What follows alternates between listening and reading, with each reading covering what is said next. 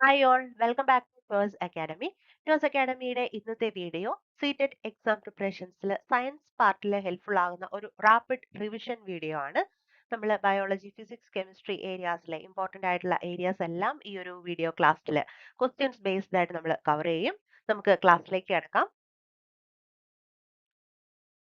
Biology ഏരിയയിലെ questions ആണ് നമ്മൾ ഫസ്റ്റ്ലി കാണാനായിട്ട് പോകുന്നത്. First question, which part of the heart receives oxygenated blood from the lungs? അപ്പോൾ ഹാർട്ട് പഠിക്കുമ്പോൾ ഹാർട്ടിന്റെ 4 chambers, right atrium, right ventricle, left atrium, left ventricle. അതുപോലെ ഇത് അസോസിയേറ്റഡ് ആയിട്ട് ഇതുമായിട്ട് അസോസിയേറ്റഡ് ആയിട്ടുള്ള വെയിൻസ് ആൻഡ് ആർട്ടറീസ്. ഇപ്പോൾ നമ്മൾ റൈറ്റ് ഏട്രിയം ആണെങ്കിൽ റൈറ്റ് ഏട്രിയത്തിലേക്കാണ് വെനെ കേവ ഡീഓക്സിജനേറ്റഡ് ബ്ലഡിനെ ബോഡിയുടെ ഭാഗങ്ങളിൽ നിന്ന് കൊണ്ടുവരുന്നത്.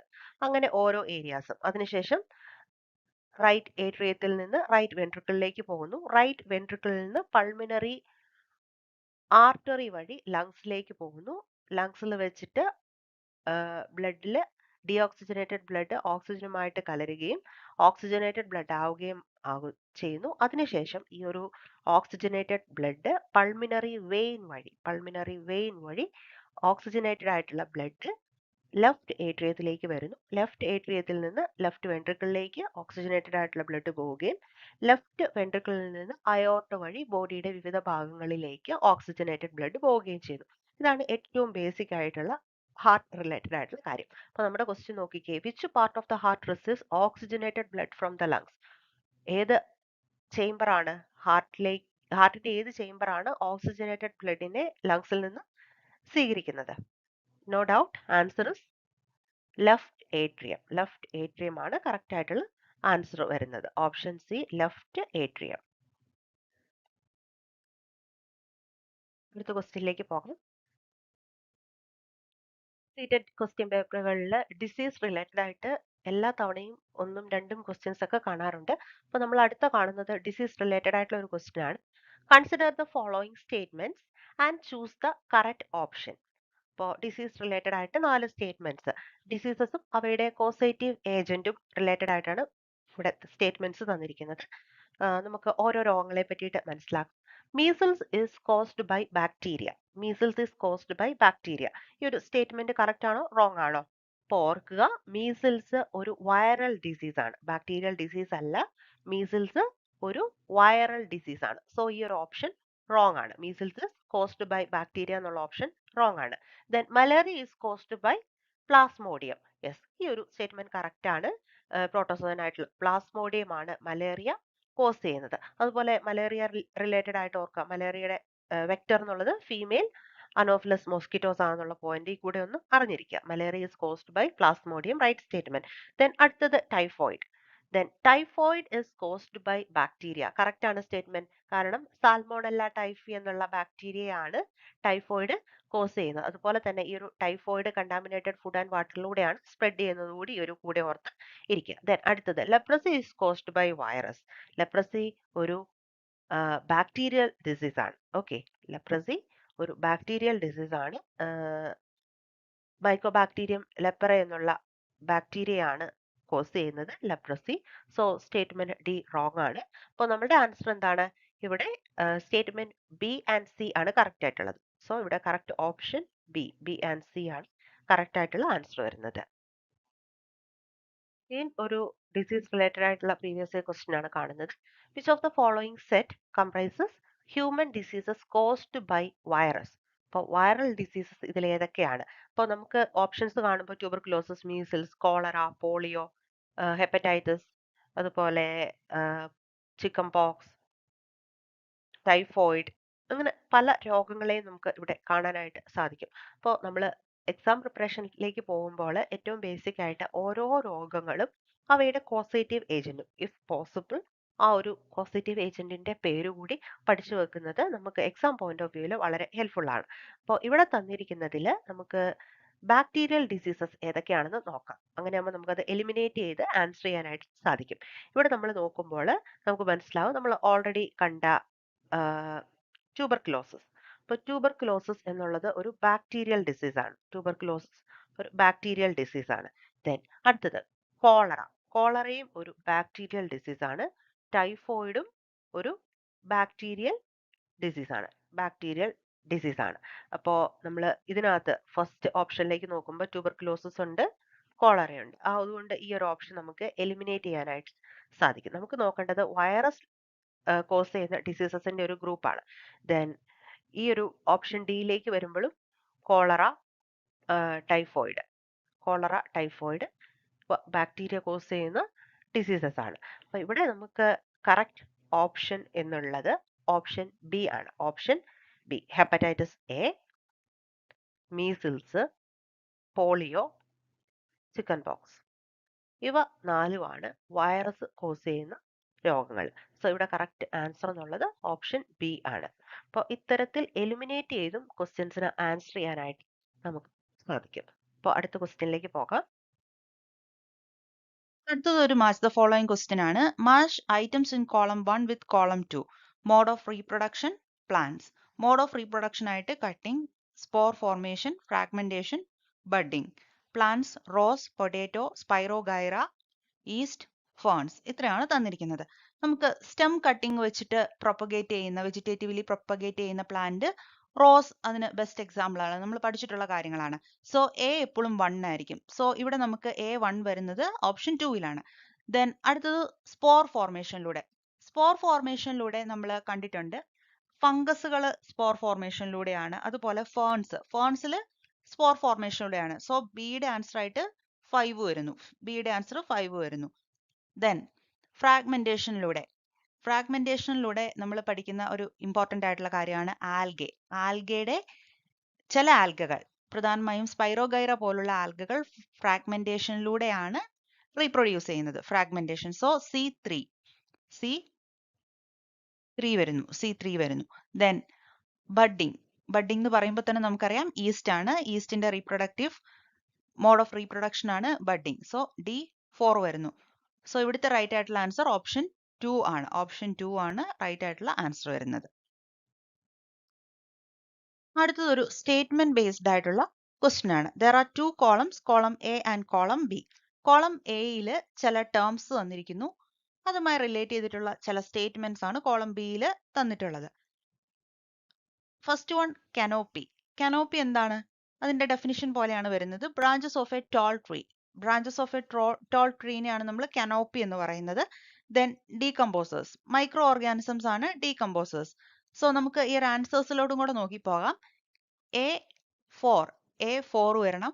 ദെൻ B3 വരണം. ദെൻ ഹ്യൂമസ് എന്ന് പറഞ്ഞിട്ടുണ്ടെങ്കിൽ dead plant and animal tissues. C എപ്പോഴും ഹ്യൂമസ് 1, C1 വരണം. ദെൻ പോർക്യൂപൈൻ, ഒരു വൈൽഡ് ആനിമൽ, D2 വരണം. സോ ഇവിടുത്തെ റൈറ്റ് ആൻസർ ഓപ്ഷൻ 4 ആണ് റൈറ്റ് ആയിട്ടുള്ള ആൻസർ വരുന്നത്.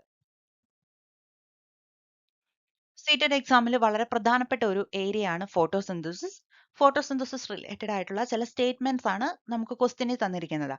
സോ സ്റ്റേറ്റ്മെന്റ് ബേസ്ഡ് ആയിട്ടുള്ള ക്വസ്റ്റ്യൻസ് സ്റ്റേറ്റഡ് എക്സാമിൽ തീർച്ചയായിട്ടും നമ്മൾ പഠിച്ചിരിക്കണം, അറിഞ്ഞിരിക്കണം. NCERT ടെക്സ്റ്റ് ബുക്കിലെ ഓരോ സ്റ്റേറ്റ്മെന്റ്സും ഇമ്പോർട്ടന്റ് ആണ്. നമുക്ക് ഈ ഓരോ സ്റ്റേറ്റ്മെന്റ്സ് നോക്കാം. Consider the following statements. A, in photosynthesis solar energy is converted into chemical energy. In photosynthesis carbon dioxide and water are used. In photosynthesis carbon dioxide is released and oxygen is consumed. In photosynthesis oxygen is released, carbon dioxide is consumed. Photosynthesis takes place both during the day and night. ഇതിനായിട്ട് നമ്മൾ അറിഞ്ഞിരിക്കേണ്ടത് photosynthesis related ആയിട്ടുള്ള ചില important ആയിട്ടുള്ള കാര്യങ്ങളാണ്. Firstly photosynthesis takes place mainly during the day time. നമ്മൾ detailed ആയിട്ട് പഠിക്കുമ്പോൾ ഡാർക്ക് ഫേസും ലൈറ്റ് ഫേസ് ഒക്കെ ഉണ്ട്. എങ്കിൽ തന്നെയും photosynthesis takes place, sunlight required ആണ്. സോ നമുക്ക് ഇങ്ങനെ ഒരു ക്വസ്റ്റ്യൻ വരുമ്പോൾ അറിഞ്ഞിരിക്കണം photosynthesis takes place during the day time.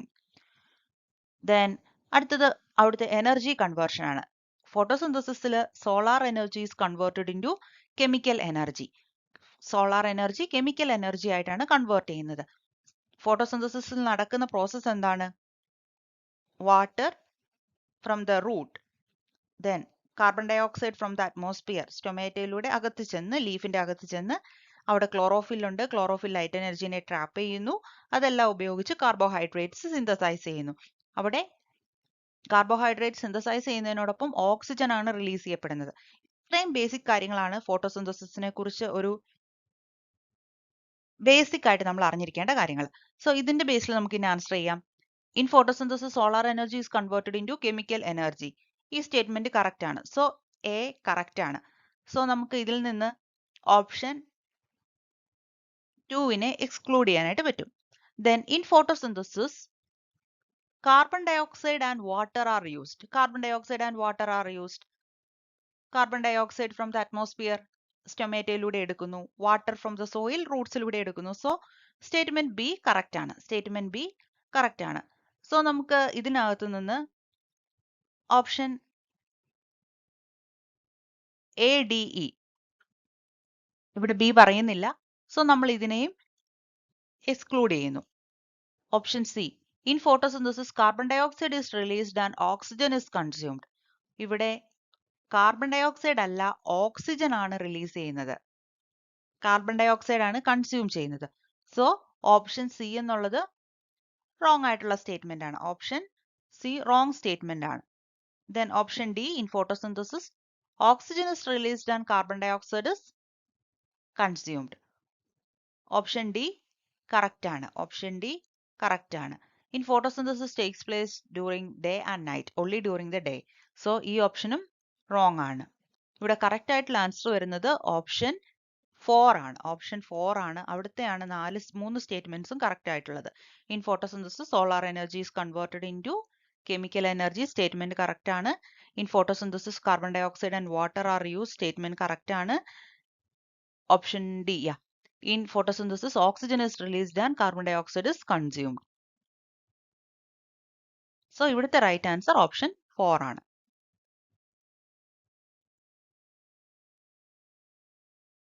Okay, seated സയൻസിലെ ഫിസിക്സിന്റെ ടോപ്പിക്കിൽ വരുന്ന ഒരു ക്വസ്റ്റ്യൻ ആണ്. ഹീറ്റ് ട്രാൻസ്ഫർ ഇൻ നേച്ചർ എന്ന് പറയുന്ന ടോപ്പിക്കിലെ ഒരു ക്വസ്റ്റ്യൻ ആണ്. Which mode of heat transfer does not require a material medium?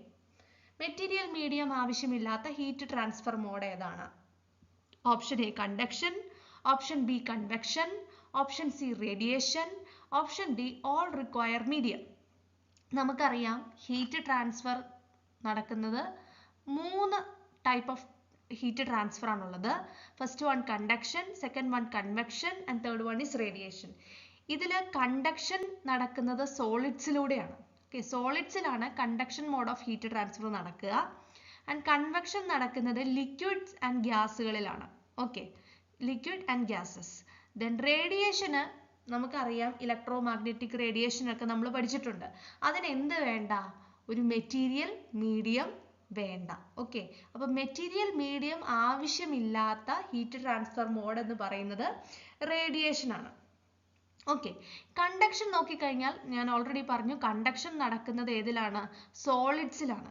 സോളിഡ്സിൽ എങ്ങനെയാണ്? പാർട്ടിക്കിൾസിന്റെ മൂവ്മെന്റ് നടക്കുന്നില്ല. വിത്തൗട്ട് മൂവ്മെന്റ് ഓഫ് പാർട്ടിക്കിൾസ് ആണ് ഹീറ്റ് ട്രാൻസ്ഫർ ബൈ കണ്ടക്ഷൻ നടക്കുന്നത്.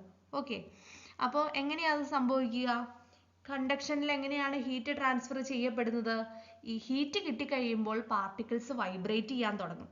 അങ്ങനെ ഒരു പാർട്ടിക്കിള് അതിന്റെ എനർജി അതിന്റെ തൊട്ടടുത്തിരിക്കുന്ന പാർട്ടിക്കിളിന് കൊടുക്കും, പാസ് ചെയ്യും. ഇങ്ങനെ പാസ് ചെയ്ത് പോയാണ് കണ്ടക്ഷൻ മോഡിൽ ഹീറ്റ് ട്രാൻസ്ഫർ നടക്കുക. ഓക്കെ, കൺവെക്ഷനിൽ എങ്ങനെയാണ്? കൺവെക്ഷൻ എന്ന് പറയുമ്പോൾ അവിടെ actual movement of particles, movement of liquid അല്ലെങ്കിൽ ഗ്യാസ് പാർട്ടിക്കിൾസ് അവിടെ നടക്കുന്നുണ്ട്. ഓക്കെ, ഇപ്പൊ നമ്മൾ വെള്ളം ചൂടാക്കാൻ വെക്കുമ്പോൾ എന്താ സംഭവിക്കുക? താഴെയുള്ള ചൂടായിട്ടുള്ള, അതായത് ഈ പോട്ടിന്റെ ബേസിലായിട്ടുള്ള ചൂടായിട്ടുള്ള ഫ്ലൂയിഡ് എന്ത് ചെയ്യും? മുകളിലേക്ക് റൈസ് ചെയ്യും. ഓക്കെ, കൂളായിട്ടുള്ള ഫ്ലൂയിഡ്സ്, മുകളിലുള്ള കൂളായിട്ടുള്ള ഫ്ലൂയിഡ്സ് താഴത്തേക്ക് വരും. ഓക്കെ, അങ്ങനെ ഒരു കൺവെക്ഷൻ കറണ്ട് ഇവിടെ ഫോം ചെയ്യുന്നു. സോ ഇവിടെ എന്ത് നടക്കുന്നുണ്ട്? കൺവെക്ഷനിൽ മൂവ്മെന്റ് ഓഫ് പാർട്ടിക്കിൾസ് നടക്കുന്നുണ്ട്. അതേസമയം കണ്ടക്ഷനിൽ മൂവ്മെന്റ് ഓഫ് പാർട്ടിക്കിൾസ് നടക്കുന്നില്ല. ഓക്കെ, ദെൻ റേഡിയേഷനിൽ എങ്ങനെയാണ്? നമുക്കറിയാം ഇലക്ട്രോ മാഗ്നറ്റിക് വേവ്സ് വഴിയായിട്ടുള്ള ഹീറ്റ് ട്രാൻസ്ഫർ ആണ് റേഡിയേഷൻ എന്ന് പറയുന്നത്.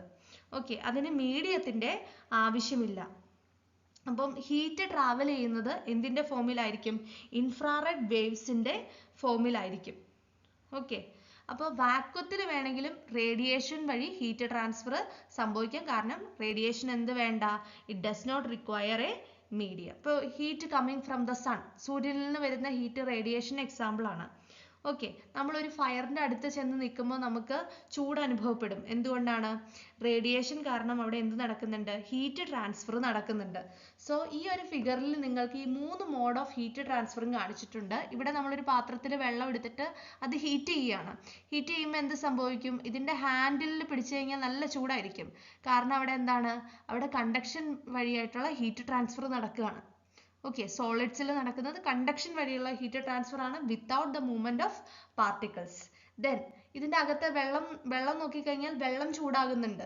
അവിടെ ഹീറ്റ് ട്രാൻസ്ഫർ നടക്കുന്നത് കൺവെക്ഷൻ വഴിയായിട്ടാണ്. എന്താണ് സംഭവിക്കുന്നത്, ഏറ്റവും താഴെയായിട്ട് ചൂടാണ്, ചൂടുള്ള, അതായത് ഹോട്ട് ആയിട്ടുള്ള പാർട്ടിക്കിൾസ് ആണ്, ഫ്ലൂയിഡ് ആണ്. ആ ഹോട്ട് ഫ്ലൂയിഡ് മുകളിലേക്ക് എന്ത് ചെയ്യുന്നു, റൈസ് ചെയ്യും ചൂടായി കഴിയുമ്പോൾ. ആൻഡ് താഴെയുള്ള കൂൾ ഫ്ലൂയിഡ് ഇങ്ങോട്ടേക്ക് വരും, താഴത്തേക്ക് വരും. ഇങ്ങനെ ഒരു കൺവെക്ഷൻ കറണ്ട് ഫോം ചെയ്യുകയാണ് ചെയ്യുന്നത്.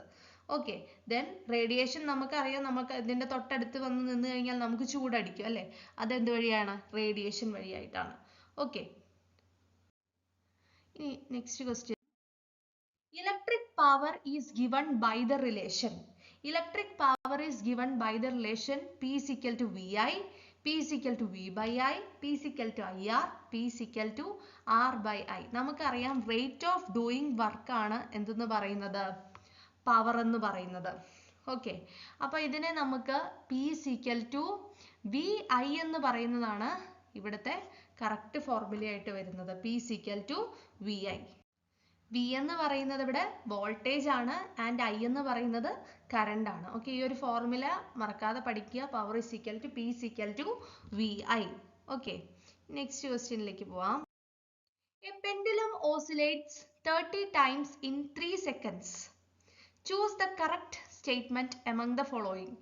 Its time period is 10 seconds and frequency is 3 Hz. Second option, its time period is 0.1 second and frequency is 10 Hz.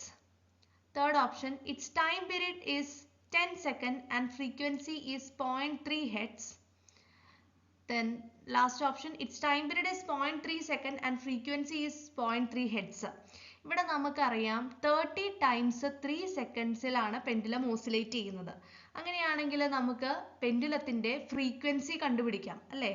Frequency എന്ന് പറയുന്നത് എന്തായിരിക്കും, ഫ്രീക്വൻസി ഓഫ് ദ പെൻഡുലം എങ്ങനെ കണ്ടുപിടിക്കാം, frequency is equal to the number of oscillation per second ആണ്. Per സെക്കൻഡിലുള്ള number of ഓസിലേഷനെയാണ് നമ്മൾ frequency എന്ന് പറയുന്നത്. അപ്പം 30 times ആണ് 3 സെക്കൻഡിൽ ഓസിലേറ്റ് ചെയ്യുക. അങ്ങനെയാണെങ്കിൽ 1 സെക്കൻഡിൽ എത്ര വട്ടം ഓസിലേറ്റ് ചെയ്യും, എത്ര തവണയായിരിക്കും ഓസിലേറ്റ് ചെയ്യുക, 30 divided by 3, that is equal to 10 Hz. അപ്പോൾ ഫ്രീക്വൻസി വരുന്നത് എത്രയാണ്, 10 Hz. ഇനി നമുക്കറിയാം ടൈം പീരീഡ് എന്ന് പറയുന്നത് ഫ്രീക്വൻസിയുടെ റെസിപ്രോക്കൽ ആണ്. അപ്പോൾ ടൈം പീരീഡ് എന്ന് പറയുന്നത് 1/f ആണ്, ശരിയല്ലേ. വിച്ച് ഇസ് ഈക്വൽ ടു എന്തെന്ന് വരും, 1 divided by 10. Okay, which is equal to 0.1 second. അപ്പൊ ടൈം പീരീഡ് വരുന്നത് എത്രയാണ്, 0.1 സെക്കൻഡ് ആണ്. അപ്പൊ ഏതാണ് കറക്റ്റ് ഓപ്ഷൻ വരിക, ഓപ്ഷൻ 2 ആണ്. It's time period is 0.1 second and frequency is 10 Hz. Okay, next ക്വസ്റ്റ്യനിലേക്ക് പോവാം.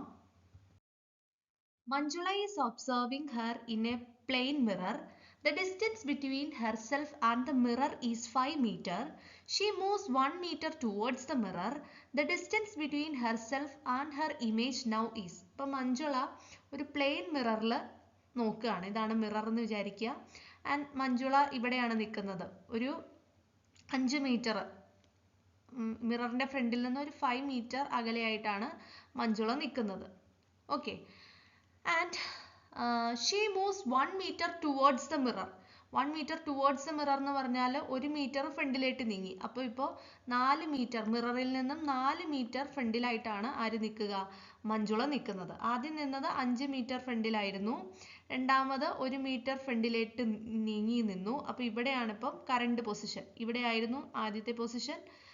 സെക്കൻഡ് പൊസിഷൻ 1 മീറ്റർ ഫ്രണ്ടിലേക്ക് നീങ്ങി. ഓക്കെ, നമുക്കറിയാം പ്ലെയിൻ മിററിന്റെ ഒരു പ്രോപ്പർട്ടിയാണ് എന്തെന്ന് പറയുന്നത്, എത്ര ഫ്രണ്ടിലാണോ ഒബ്ജക്റ്റ് നിൽക്കുന്നത് അത്രമാത്രം മിററിന്റെ ബാക്കിലായിരിക്കും എന്ത് ചെയ്യുക, ഇമേജ് ഫോം ചെയ്യുന്നത്. Okay, images formed behind the mirror as far as the object is in front of it.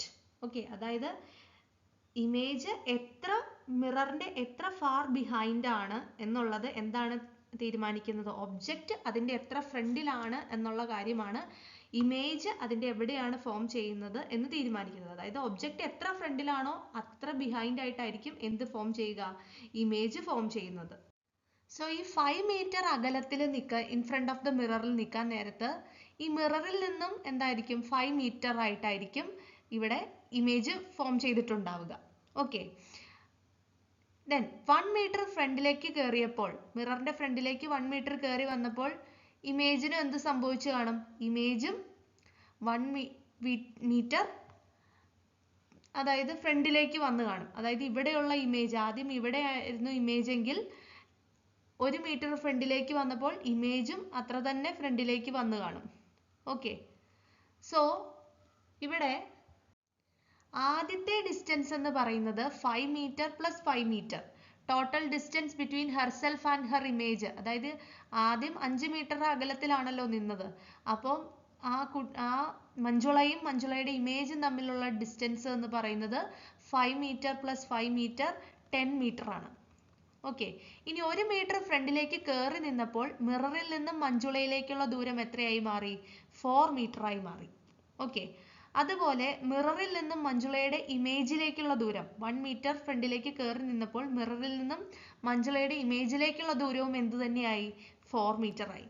Okay, അങ്ങനെയാണെങ്കിൽ 1 മീറ്റർ ഫ്രണ്ടിലേക്ക് കയറി നിൽക്കുമ്പോൾ മഞ്ജുളയും മഞ്ജുളയുടെ ഇമേജും തമ്മിലുള്ള ഡിസ്റ്റൻസ് എത്രയായിരിക്കും, 4 metre plus 4 metre which is equal to 8 metre. അപ്പൊ ആൻസർ എത്രയാണ്, 8 മീറ്റർ ആണ് ആൻസർ ആയിട്ട് വരിക. അപ്പൊ ഇതിന്റെ ആൻസർ നമ്മൾ കണ്ടുപിടിച്ചത് പ്ലെയിൻ മിററിന്റെ ആ ഒരു പ്രോപ്പർട്ടി ഉപയോഗിച്ചിട്ടാണ്.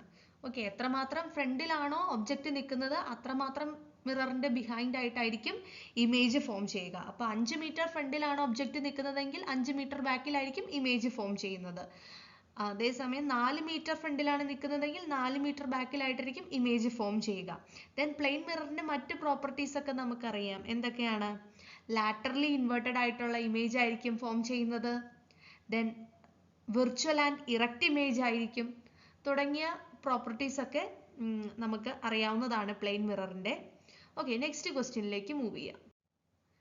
Next question identify the correct statement from among the following. First one, the lower the frequency of vibration, higher is the pitch.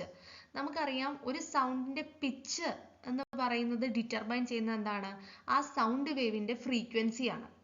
Okay, so frequency കൂടാൻ നേരത്ത് പിച്ച് ഡിറ്റർമൈൻ ചെയ്യുന്നത് ഫ്രീക്വൻസി ആണ്. Frequency കൂടുമ്പോൾ എന്ത് കൂടും, പിച്ച് കൂടും. Frequency കുറയുമ്പോൾ pitch കുറയും. സോ ഇവിടെ തന്നിരിക്കുന്നത് lower the frequency higher the pitch എന്നാണ്. അത് തെറ്റാണ് അല്ലേ, lower the frequency lower the pitch ആണ്. Okay, so this statement is wrong. Next one, the loudness of sound is determined by the frequency of vibration. നമുക്കറിയാം loudness തീരുമാനിക്കുന്നത്, sound വേവിന്റെ loudness determine ചെയ്യുന്നത് എന്താണ്, ആ സൗണ്ട് വേവിന്റെ ആംപ്ലിറ്റ്യൂഡ് ആണ്. സൗണ്ടിന്റെ loudness determine ചെയ്യുന്നത് സൗണ്ട് വേവിന്റെ ആംപ്ലിറ്റ്യൂഡ് ആണ്. ആംപ്ലിറ്റ്യൂഡ് കൂടുക എന്ന് പറഞ്ഞാൽ ലൗഡ്നെസ് കൂടുക എന്നാണ് അതിന്റെ അർത്ഥം. Next, sound cannot travel through vacuum. അത് ഒരു കറക്റ്റ് സ്റ്റേറ്റ്മെന്റ് ആണ് അല്ലേ. സൗണ്ടിന് വാക്വത്തിലൂടെ ട്രാവൽ ചെയ്യാൻ കഴിയില്ല. സൗണ്ടിന് എന്ത് വേണം, സൗണ്ട് ഒരു മെക്കാനിക്കൽ വേവ് ആണ്. അതുകൊണ്ട് തന്നെ it requires A medium four it's propagation. മീഡിയത്തിന്റെ ആവശ്യമുണ്ട്. ഓക്കെ, അപ്പൊ സൗണ്ടിന് ഒരു മീഡിയത്തിന്റെ ആവശ്യമുണ്ട്. ഈ സ്റ്റേറ്റ്മെന്റ് ആണ് റോങ് ആയിട്ടുള്ളത്. ഈ സ്റ്റേറ്റ്മെന്റ് ആണ് കറക്റ്റ് ആയിട്ടുള്ളത്. ഐഡന്റിഫൈ ദ കറക്റ്റ് സ്റ്റേറ്റ്മെന്റ് എന്നാണ് ക്വസ്റ്റ്യൻ പറഞ്ഞിരിക്കുന്നത്. So sound cannot travel through vacuum is the correct statement. ഇതാണ് correct statement.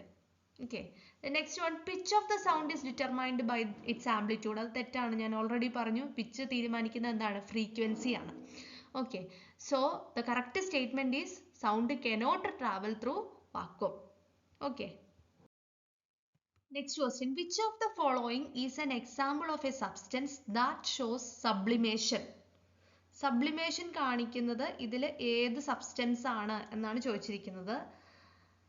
Solid carbon dioxide, liquid carbon dioxide, calcium oxide, magnesium oxide. ഇതിൽ sublimation കാണിക്കുന്നത് solid carbon dioxide ആണ്. അതായത് solid direct ആയിട്ട് gaseous സ്റ്റേറ്റിലേക്ക് പോകുന്ന ഒരു ട്രാൻസിഷനെയാണ് നമ്മൾ എന്തെന്ന് പറയുക, സബ്ലിമേഷൻ എന്ന് പറയുന്നത്. ഓക്കെ, സോളിഡ് ലിക്വിഡ് ആകാതെ ഡയറക്റ്റ് ആയി ഗേഷ്യസ് ഫോമിലേക്ക് പോകുന്നതിനെയാണ് സബ്ലിമേഷൻ എന്ന് പറയുക. അത് ചെയ്യുന്നത് സോളിഡ് കാർബൺ ഡൈ ഓക്സൈഡ് ആണ്. ഈ ഓപ്ഷൻസിൽ കറക്റ്റ് ആയിട്ടുള്ളത് സോളിഡ് കാർബൺ ഡൈ ഓക്സൈഡ് ആണ്. Next, what is the purpose of inert gas filling inside the gas envelope of some bulbs? Okay, നമുക്കറിയാം ചില ബൾബിന്റെ അകത്ത് നമ്മൾ ഇനേർട്ട് ഗ്യാസ് ഫില്ല് ചെയ്യുന്നതായിട്ട് കാണുന്നുണ്ട്. അതെന്തിനു വേണ്ടിയിട്ടാണ്? First option to reduce electrical resistance, B to increase the life span of the filament, C to enhance the colour of the emitted light, D to prevent oxidation of the filament. Option D ആണ് ഇവിടെ correct answer ആയിട്ട് വരുന്നത്. To prevent oxidation of the filament. ഫിലമെന്റിന്റെ oxidation prevent ചെയ്യാൻ വേണ്ടിയിട്ടാണ്, അതായത് എയറുമായിട്ട് contact വന്ന് ഓക്സിഡേഷൻ പ്രിവെന്റ് ചെയ്യാൻ വേണ്ടിയിട്ടാണ് എന്ത് കൊടുക്കുന്നത്, ഇനേർട്ട് ഗ്യാസ് വെച്ച് ഫില്ല് ചെയ്യുന്നത് ബൾബിന്റെ envelops. Okay, next, when metal carbonate react with acid, what is released? Metal carbonate ആസിഡുമായിട്ട് റിയാക്ട് ചെയ്യുമ്പോൾ നമുക്കറിയാം metal carbonate plus acid gives എന്താണ്, salt plus water plus carbon dioxide അല്ലെ. അപ്പൊ ഏത് ഗ്യാസ് ആണ് ഇവിടെ റിലീസ് ചെയ്യുന്നത്? കാർബൺ ഡൈ ഓക്സൈഡ് ഗ്യാസ് ആണ് റിലീസ് ചെയ്യപ്പെടുന്നത്. Okay, next question, which of the following statement is not true about an atom? ഒരു ആറ്റത്തെ പറ്റിയിട്ടുള്ള തെറ്റായിട്ടുള്ള സ്റ്റേറ്റ്മെന്റ് ഏതാണെന്നാണ് ചോദ്യം. അതിൽ first option, atoms are not able to exist independently. Atoms are the basic units from which molecules and ions are formed. Atoms are always neutral in nature. Atoms aggregate in large number to form matter that we can see, feel or touch. ഏതാണ് തെറ്റ് എന്നുള്ളതാണ്, not true. True അല്ലാത്തത് ഏതാണ്, ഏത് statement ആണെന്നാണ് ചോദ്യം. ഏത് വരും? സ്റ്റേറ്റ്മെന്റ് ഡി ശരിയാണ് അല്ലേ. സിയോ, atoms are neutral in nature, that is also correct. Then B, atoms are the basic units from which molecules and ions are formed, that is also correct. Then first one, atoms are not able to exist independently. So A statement ആണ് ഇവിടെ true അല്ലാത്തത്. കാരണം നമുക്കറിയാം ഇപ്പോൾ oxygen atom ഓ എന്ന് പറയുന്ന ഒറ്റ atom ആയിട്ടല്ല എക്സിസ്റ്റ് ചെയ്യുന്നത്, O2 ആയിട്ടാണ് എക്സിസ്റ്റ് ചെയ്യുന്നത്. അതുപോലെ മോസ്റ്റ് ഓഫ് ദ എലമെന്റ്സും എങ്ങനെയാണ്, atoms of most of the എലമെന്റ്സും ഇൻഡിപെൻഡന്റ് ആയിട്ട് എക്സിസ്റ്റ് ചെയ്യാൻ കഴിയില്ല. കാരണം അത് റിയാക്റ്റീവ് ആണ്. മിക്ക എലമെന്റ്സിന്റെയും ആറ്റംസ് റിയാക്റ്റീവ് ആണ്. എന്നാൽ ഇനേർട്ട് ഗ്യാസസിന്റെ ആറ്റംസ് ആണെങ്കിൽ അതിന് ഇൻഡിപെൻഡന്റ് ആയിട്ട് നിൽക്കാൻ കഴിയും, because they are not reactive. അതുകൊണ്ട് തന്നെ so atoms are not able to exist independently ആണ് അതിന്റെ ആൻസർ ആയിട്ട് വരുന്നത്. ഓക്കെ,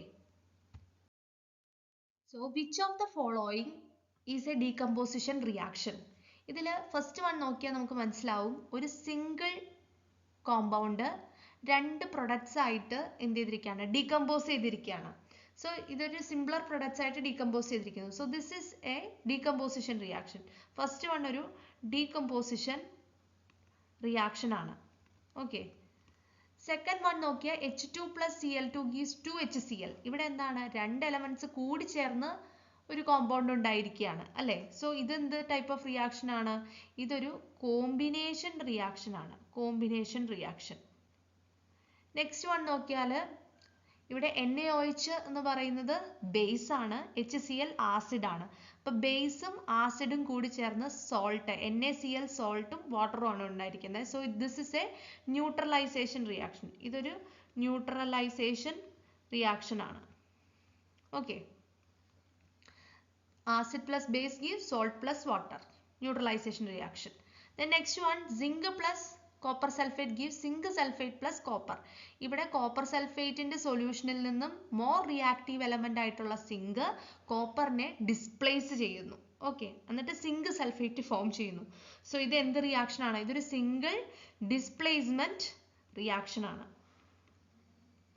ഓക്കെ, സോ ഇതൊന്ന് ഓർത്തിരിക്കുക. ഇതിൽ ഡീകമ്പോസിഷൻ റിയാക്ഷൻ ഏതാണെന്നാണ് question ചോദിച്ചിരിക്കുക.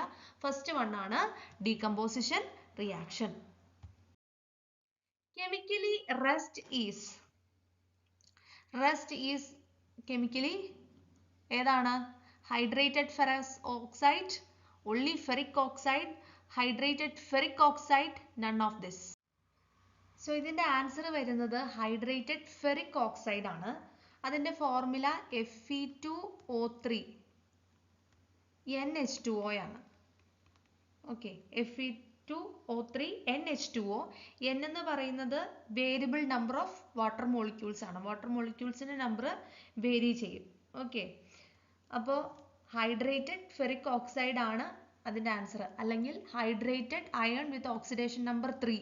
Okay, next question. A car is moving in A circle at constant speed. What can be said about it's velocity? അപ്പോൾ ഒരു കാറ് ഒരു സർക്കുലാർ പാത്തിലൂടെ കോൺസ്റ്റന്റ് സ്പീഡിൽ മൂവ് ചെയ്യുകയാണെന്നാണ് പറഞ്ഞിരിക്കുന്നത്. അപ്പോൾ നമുക്കിവിടെ എന്താണ് അതിന്റെ വെലോസിറ്റിനെ പറ്റി പറയാൻ കഴിയുക? നമുക്കറിയാം, ഒരു സർക്കുലാർ പാത്തിലൂടെ കോൺസ്റ്റന്റ് സ്പീഡിൽ മൂവ് ചെയ്യുമ്പോൾ വെലോസിറ്റിക്ക് ചേഞ്ച് സംഭവിക്കുന്നുണ്ട്. കാരണം എന്താ? വെലോസിറ്റി എന്ന് പറയുന്നത് സ്പീഡ് വിത്ത് ഡയറക്ഷൻ ആണ്. ശരിയാണല്ലോ.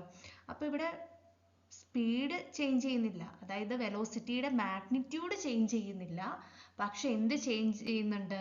ഡയറക്ഷൻ ചേഞ്ച് ചെയ്യുന്നുണ്ട്. ഓരോ പോയിന്റിലും എന്താണ് ഡയറക്ഷൻ, ആ ബോഡിയുടെ ഡയറക്ഷൻ, കാറിന്റെ ഡയറക്ഷൻ എന്ത് ചെയ്തുകൊണ്ടിരിക്കുകയാണ്? ചേഞ്ച് ചെയ്തുകൊണ്ടിരിക്കുകയാണ്. ശരിയാണല്ലോ.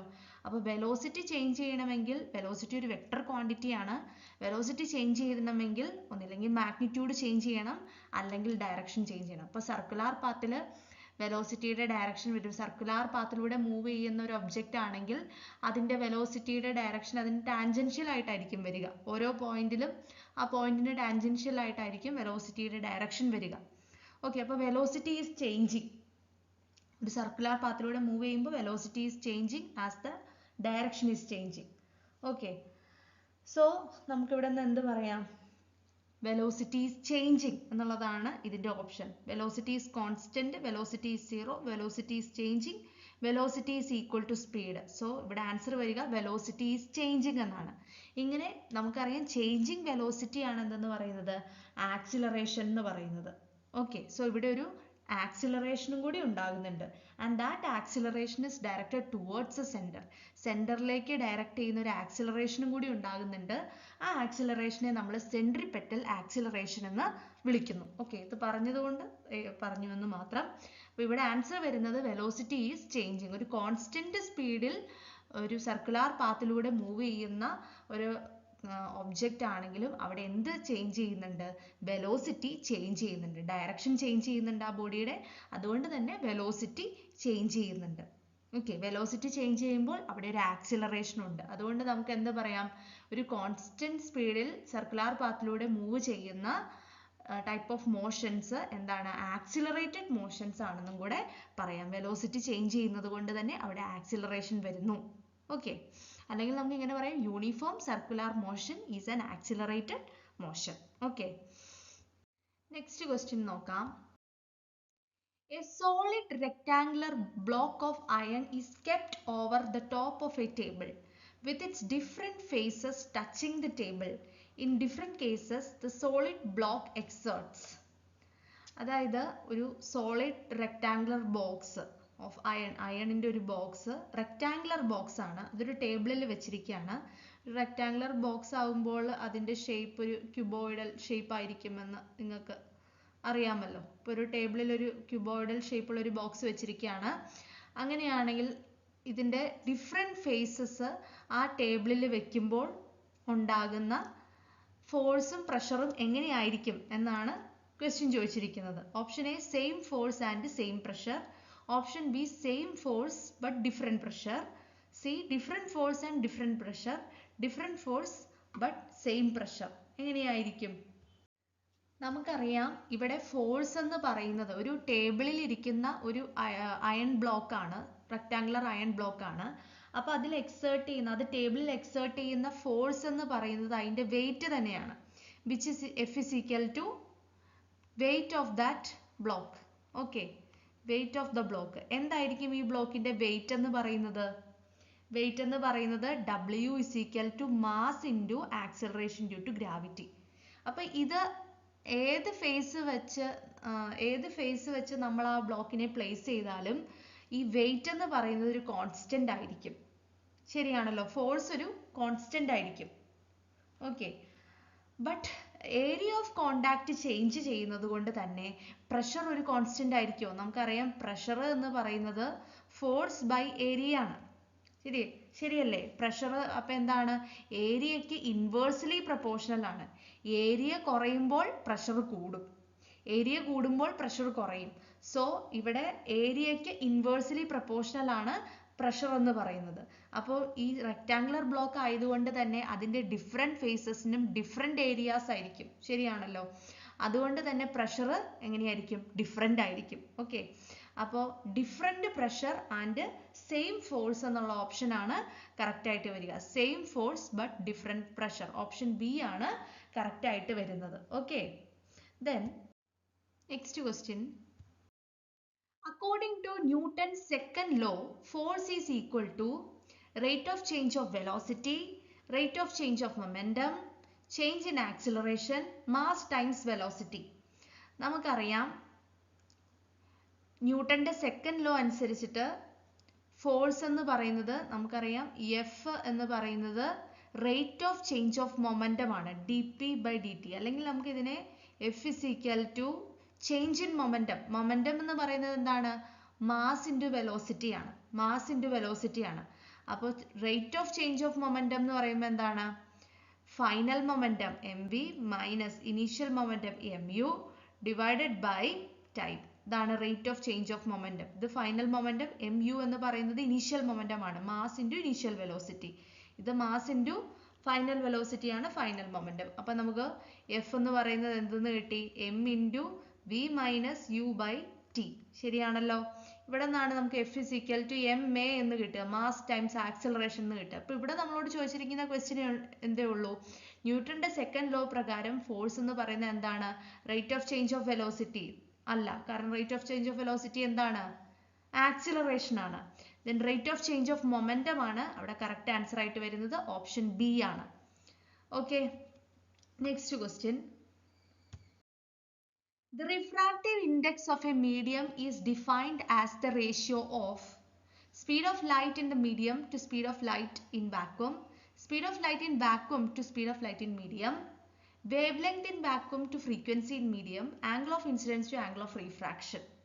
See, നമുക്കറിയാം റിഫ്രാക്റ്റീവ് ഇൻഡെക്സ് എന്ന് പറയുന്നത് ratio of speed of light in two different medias ആണ്. അപ്പോൾ നമ്മൾ അതിലൊരു മീഡിയം വാക്വം ആകുമ്പോൾ അല്ലെങ്കിൽ എയർ ആകുമ്പോൾ നമ്മൾ അതിനെ ആബ്സല്യൂട്ട് റിഫ്രാക്റ്റീവ് ഇൻഡെക്സ് എന്ന് വിളിക്കും. ഓക്കെ, ഇപ്പൊ നമുക്ക് ഈ ഫോർമുല മാത്രം ഒന്ന് ഓർത്ത് വെച്ചാൽ മതി. n is equal to C by V. Okay, അപ്പൊ സി എന്ന് പറയുന്നത് സ്പീഡ് ഓഫ് ലൈറ്റ് ആണ്, speed of light in vacuum or air, അതാണ് സി എന്ന് പറയുന്നത്. ആൻഡ് വി എന്ന് പറയുന്നത് velocity of light in that medium. Okay, so ഈ ഒരു ഫോർമുല ഓർത്ത് വെച്ചാൽ നമുക്ക് ഈസി ആയിട്ട് ആൻസർ പറയാം. ഓക്കെ, എന്താണ് refractive index of a medium എന്ന് പറയുന്നത്? Speed of light in vacuum to speed of light in medium. ഈ ഒരു ഫോർമുല ഓർത്ത് വെച്ചാൽ ഈസി ആയിട്ട് നമുക്ക് പറയാം. പിന്നെ ലോ ഓഫ് റിഫ്രാക്ഷൻ അനുസരിച്ചിട്ട് റിഫ്രാക്റ്റീവ് ഇൻഡെക്സിനെ നമ്മൾ ഇങ്ങനെ കൂടെ ഡിഫൈൻ ചെയ്യാറുണ്ട്. n is equal to sine of angle of incidence to sine of angle of refraction. ഇവിടെ പക്ഷേ angle of incidence to angle of refraction എന്ന് ഈ ഓപ്ഷനിലുള്ളൂ. So this option is wrong. അപ്പോൾ കറക്റ്റ് ആയിട്ടുള്ള ഓപ്ഷൻ ഏതാണ്? Speed of light in vacuum to speed of light in the medium. Okay, ഇതാണ് refractive index, absolute refractive index അല്ലെങ്കിൽ വെറുതെ refractive index എന്ന് നമുക്കിതിനെ വിളിക്കാം. Okay, speed of light in vacuum to speed of light in medium. Next ക്വസ്റ്റ്യനിലേക്ക് പോവാം. When heat is constantly supplied by a burner to boiling water, temperature of the water during vaporization Option A, rises very slowly. B, rises rapidly until steam is produced. First rises, then becomes constant. Does not rise at all. നമുക്കറിയാം boiling water എന്ന് പറയുമ്പോൾ ഒരു സ്റ്റേറ്റിൽ നിന്ന് മറ്റൊരു സ്റ്റേറ്റിലേക്ക് change ചെയ്യുകയാണ്. അങ്ങനെ ചേഞ്ച് ചെയ്യുന്ന സമയത്ത് നമ്മൾ കൊടുക്കുന്ന ഹീറ്റ് ആ സ്റ്റേറ്റ് ചേഞ്ച് ചെയ്യാൻ വേണ്ടിയിട്ടാണ് ഉപയോഗിക്കുക. ഒരിക്കലും എന്തിനു വേണ്ടിയിട്ട് ഉപയോഗിക്കില്ല? ടെമ്പറേച്ചർ റൈസ് ചെയ്യിക്കാൻ വേണ്ടിയിട്ട് ഉപയോഗിക്കില്ല. സോ ടെമ്പറേച്ചറിന് അവിടെ ഒരു മാറ്റവും ഉണ്ടാവില്ല. Temperature remains constant during change of state. Okay, അപ്പോൾ അതാണ് അവിടെ ആൻസർ ആയിട്ട് വരിക. അപ്പോൾ ഇവിടെ ആൻസർ ആയിട്ട് വരുന്നത് എന്തായിരിക്കും? Does not rise at all, അതായത് റൈസ് ചെയ്യത്തേ ഇല്ല. ഓക്കെ, കാരണം നമ്മൾ കൊടുക്കുന്ന heat latent heat of vaporisation, അതായത് സ്റ്റേറ്റ് ചേഞ്ച് ചെയ്യാനായിട്ട് ആണ് ഉപയോഗിക്കുക. അതിനെ നമ്മൾ ലേറ്റന്റ് ഹീറ്റ് ഓഫ് വേപ്പറൈസേഷൻ എന്നാണ് പറയുന്നത്. ഓക്കെ, അപ്പോൾ കൈനറ്റിക് എനർജി കൂട്ടുന്നതിനേക്കാൾ ഉപരി സ്റ്റേറ്റ് ചേഞ്ച് ചെയ്യാനായിട്ട് ഇന്റർമോളിക്കുലാർ ബോണ്ട്സ് ബ്രേക്ക് ചെയ്യാൻ വേണ്ടിയിട്ടാണ് നമ്മൾ കൊടുക്കുന്ന ഹീറ്റ് ഉപയോഗിക്കുക. So the answer is does not rise at all. The SI unit of temperature is, ടെമ്പറേച്ചറിന്റെ SI യൂണിറ്റ് എന്താണ്? കെൽവിൻ ആണ് കേട്ടോ. കെൽവിൻ ആണ് ടെമ്പറേച്ചറിന്റെ SI unit. Identify the mirrors on the basis of information given in the following table. Okay, അപ്പോൾ table നമുക്ക് തന്നിട്ടുണ്ട്. First of all മിററിന്റെ നെയിംസ് ABCD, 4 മിറേഴ്സ് ഉണ്ട്. അതിന്റെ നേച്ചർ ഓഫ് ഇമേജ് തന്നിട്ടുണ്ട്. Virtual and direct, real and inverted, real and inverted, virtual and direct. And size of the ഇമേജും തന്നിട്ടുണ്ട്. So ഇത് ഒക്കെ ഏത് മിറേഴ്സ് ആണെന്നാണ് നമുക്ക് കണ്ടുപിടിക്കേണ്ടത്. ABCD എന്ന് പറയുന്നത് ഏത് മിറേഴ്സ് ഒക്കെയാണെന്നാണ് കണ്ടുപിടിക്കേണ്ടത്. അപ്പൊ ഇവിടെ നമ്മൾ അറിഞ്ഞിരിക്കേണ്ട പ്രധാനപ്പെട്ട ഒരു കാര്യം എന്താന്ന് വെച്ചാൽ, പ്ലെയിൻ മിറർ എപ്പോഴും വിർച്വൽ ആൻഡ് ഇറക്റ്റ് ഇമേജേ തരുള്ളൂ.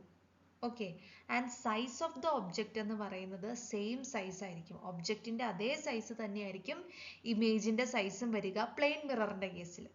ഓക്കെ, ഇനി കോൺവെക്സ് മിറർ ആണെങ്കിൽ വിർച്വൽ ആൻഡ് ഇറക്റ്റ് ഇമേജ് മാത്രമേ തരുള്ളൂ. പക്ഷേ സൈസ് എന്ന് പറയുന്നത് സെയിം സൈസും ആയിരിക്കില്ല, എന്തായിരിക്കില്ല, വളരെ എൻലാർജ്ഡ് ആയിട്ടുള്ള സൈസും കിട്ടില്ല. എങ്ങനത്തെ ആയിരിക്കും? ഡിമിനിഷ്ഡ് ആയിട്ടുള്ള ഇമേജ് മാത്രമേ കോൺവെക്സ് മിറർ പ്രൊഡ്യൂസ് ചെയ്യുകയുള്ളൂ. ഓക്കെ, കോൺവെക്സ് മിററിൽ കാണാൻ കഴിയുള്ളൂ. Then real and inverted image തരുന്നത് ഏത് മിററാണ്? കോൺകേവ് മിററാണ്. കോൺകേവ് മിററാണ് റിയൽ ആൻഡ് ഇൻവേർട്ടഡ് ഇമേജ് തരിക. ആൻഡ് ഇത്രയും കാര്യങ്ങൾ അറിഞ്ഞാൽ നമുക്ക് ഈ ഒരു ക്വസ്റ്റിന് ആൻസർ പറയാനായിട്ട് പറ്റും. ഓക്കെ, ഇപ്പം A മിറർ തന്നിരിക്കുന്നത് virtual and erect image, size of the image പറയുന്നത് സെയിം ആസ് ഒബ്ജക്റ്റ് ആണ്. Okay, same as object virtual and erect image തരുന്നത് ഏത് മിററാണ്? പ്ലെയിൻ മിറർ മാത്രമേ അങ്ങനെ തരുള്ളൂ. സെയിം സൈസുള്ള ഒബ്ജക്റ്റിന്റെ സെയിം സൈസുള്ള വിർച്വൽ ആൻഡ് ഇറക്റ്റ് ഇമേജ് തരുന്നത് പ്ലെയിൻ മിററാണ്. അപ്പോൾ A എന്ന് പറയുന്നത് പ്ലെയിൻ മിററാണ്. ഇനി B നോക്കുക, real and inverted same as object. ഒരിക്കലും ഒരു plane mirror real and inverted image തരില്ല, അതുകൊണ്ട് പ്ലെയിൻ മിറർ അല്ല. ഓക്കെ, ഇനി കോൺവെക്സ് മിറർ ആണോ? കോൺവെക്സ് മിറർ ഒരിക്കലും എന്ത് തരില്ല? റിയൽ ആൻഡ് ഇൻവേർട്ടഡ് ഇമേജ് തരില്ല.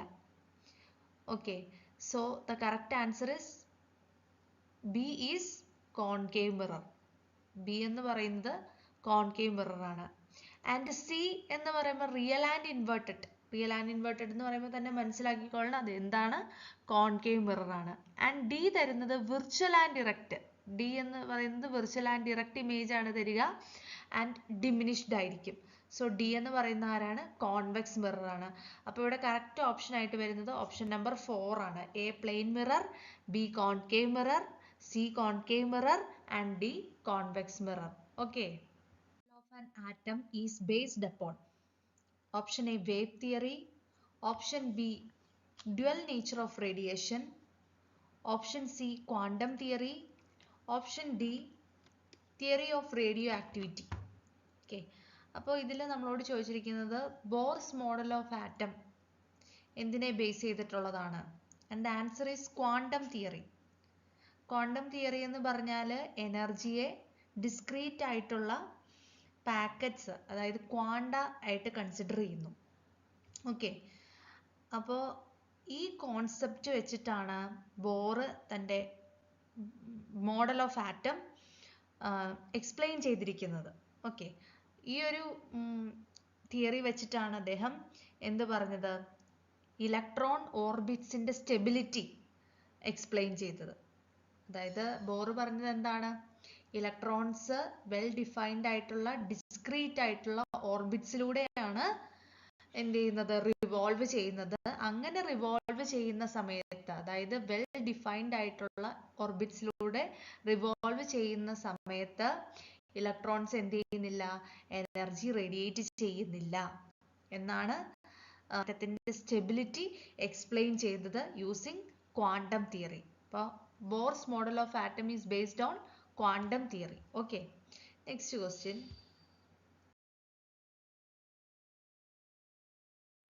Read the statements given below and choose the correct option. Assertion: the filament of an incandescent bulb is made up of tungsten. Reason: tungsten has low resistance and high melting point. നമുക്കറിയാം ഒരു ബൾബിന്റെ filament tungsten വെച്ചിട്ട് തന്നെയാണ് ഉണ്ടാക്കുന്നത്. So assertion true ആണ്. Okay, ഇനി reason നോക്കിയാൽ reason partially correct ആണ് അല്ലേ, കാരണം ടങ്സ്റ്റണ് ഹൈ മെൽറ്റിംഗ് പോയിന്റ് ആണുള്ളത്. സോ റീസണിന്റെ ആ ഭാഗം കറക്റ്റ് ആണ്. ലോ റെസിസ്റ്റൻസ് അല്ല ടങ്സ്റ്റൺ ഉള്ളത്, ടങ്സ്റ്റൺ ഹാസ് ഹൈ റെസിസ്റ്റൻസ് ആണ് വരുന്നത്, ഹൈ റെസിസ്റ്റിവിറ്റി ആണ്. സോ ഇവിടെ നമുക്ക് പറ്റുന്ന ഓപ്ഷൻ ഏതാണെന്ന് വെച്ചാൽ assertion is true and reason is false. Option 4 ആണ് കറക്റ്റ് ആയിട്ട് വരുന്നത്. In order to slide a huge box lying on the ground in her room, Reshma should apply a force which is greater than which of the following forces? Okay, so രേഷ്മയുടെ റൂമിൽ ഒരു വലിയ box ഉണ്ട്. ആ ബോക്സിനെ slide ചെയ്യിക്കാനായിട്ട് താഴെ കൊടുത്തിരിക്കുന്നതിൽ ഏത് ഫോഴ്സിനേക്കാൾ വലിയ force ആയിരിക്കണം രേഷ്മ അപ്ലൈ ചെയ്യേണ്ടത്? ഓക്കെ, താഴെ കൊടുത്തിരിക്കുന്നത് static friction, gravitational force, normal force, muscular force. ഇതിൽ നമുക്കറിയാം ഗ്രാവിറ്റേഷണൽ ഫോഴ്സ് നേരെ താഴേക്ക് ആക്ട് ചെയ്യുന്ന ഫോഴ്സ് ആണ്, അതുകൊണ്ട് നമുക്ക് ഒരു ബോഡിയെ സ്ലൈഡ് ചെയ്യിക്കാനായിട്ട് പറ്റില്ല അല്ലേ. ദെൻ നോർമൽ ഫോഴ്സ് എന്ന് പറഞ്ഞാൽ മുകളിലേക്ക് ആക്ട് ചെയ്യുന്ന ഫോഴ്സ് ആണ്. Okay, it is the force exerted by the ground upwards on the box. Ground മുകളിലേക്ക് ബോക്സിലേക്ക് ആക്ട് ചെയ്യുന്ന ഫോഴ്സ് ആണ് നോർമൽ ഫോഴ്സ് എന്ന് പറയുന്നത്. ഗ്രാവിറ്റേഷണൽ ഫോഴ്സ് എന്ന് പറയുന്നത് is the force pulling the box down. ബോക്സിനെ, ഇതൊരു ബോക്സ് ആണെങ്കിൽ നോർമൽ ഫോഴ്സ് മുകളിലേക്കാണ് ആക്ട് ചെയ്യുന്നത് അല്ലെ, ഗ്രൗണ്ട് ബോക്സിലേക്ക് എക്സേർട്ട് ചെയ്യുന്ന ഫോഴ്സ് ആണ് നോർമൽ ഫോഴ്സ്. ദെൻ താഴത്തേക്ക് ഉള്ളത് എന്താണ്, അതിന്റെ വെയിറ്റ് അല്ലെങ്കിൽ ഗ്രാവിറ്റേഷണൽ ഫോഴ്സ് ആണ് താഴത്തേക്ക് വരിക. ഓക്കെ, താഴത്തേക്കുള്ളത് ഗ്രാവിറ്റേഷണൽ ഫോഴ്സ് ആണ്. ദെൻ നമുക്ക് ഈ ബോഡിയെ സ്ലൈഡ് ചെയ്യിക്കുകയാണ് വേണ്ടത്. പിന്നെ മസ്കുലാർ ഫോഴ്സ് എന്ന് പറയുന്നത് രേഷ്മ അപ്ലൈ ചെയ്യുന്ന ഫോഴ്സ് ആണ് അല്ലേ, രേഷ്മയുടെ മസ്കുലാർ ഫോഴ്സ്. ഈ മസ്കുലാർ ഫോഴ്സ് ആണ് രേഷ്മ അപ്ലൈ ചെയ്യുന്നത്. സോ മസ്കുലാർ ഫോഴ്സ് അതിന്റെ ആൻസർ അല്ല, നോർമൽ ഫോഴ്സ് ആൻസർ അല്ല, ഗ്രാവിറ്റേഷണൽ ഫോഴ്സ് ആൻസർ അല്ല. പിന്നെ എന്താണ് answer? Static friction. Static friction ആണ് അവിടെ ആൻസർ ആയിട്ട് വരുന്നത്. അതായത് ഒരു റെസ്റ്റിലിരിക്കുന്ന ബോഡിയിൽ ആക്ട് ചെയ്യുന്ന ഫ്രിക്ഷണൽ ഫോഴ്സ് ആണ് എന്തെന്ന് പറയുന്നത്, സ്റ്റാറ്റിക് ഫ്രിക്ഷൻ എന്ന് പറയുന്നത്. ഓക്കെ, സ്റ്റാറ്റിക് ഫ്രിക്ഷൻ എന്ന് പറയുന്നത് റെസ്റ്റിലിരിക്കുന്ന ഒരു ബോഡിയിൽ ആക്ട് ചെയ്യുന്ന ഫ്രിക്ഷണൽ ഫോഴ്സ് ആണ്. ഓക്കെ, മാക്സിമം സ്റ്റാറ്റിക് ഫ്രിക്ഷനെ നമ്മൾ ലിമിറ്റിംഗ് ഫ്രിക്ഷൻ എന്നാണ് പറയുക. ഓക്കെ, ലിമിറ്റിംഗ് ഫ്രിക്ഷൻ ആണ് എന്നാണ് പറയുന്നത്. അപ്പം നമ്മൾ അപ്ലൈ ചെയ്യുന്ന ഫോഴ്സ് ഈ സ്റ്റാറ്റിക് ഫ്രിക്ഷനേക്കാൾ കൂടുതലാകുമ്പോഴായിരിക്കും ഈ ബോഡി അല്ലെങ്കിൽ ഈ ബോക്സിനെ സ്ലൈഡ് ചെയ്യാനായിട്ട് പറ്റുന്നത്.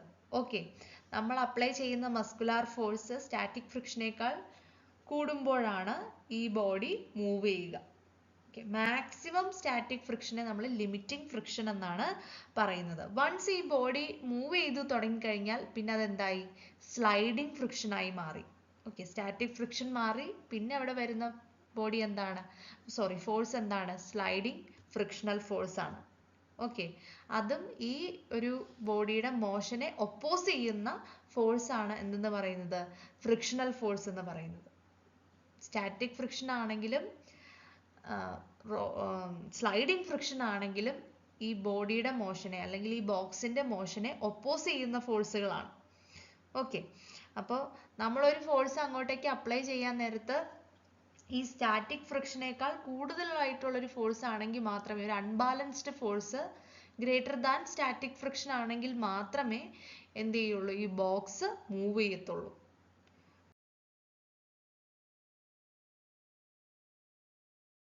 ഈ ഒരു റിവിഷൻ വീഡിയോ ഹെൽപ്ഫുൾ ആയെന്ന് വിശ്വസിക്കുന്നു.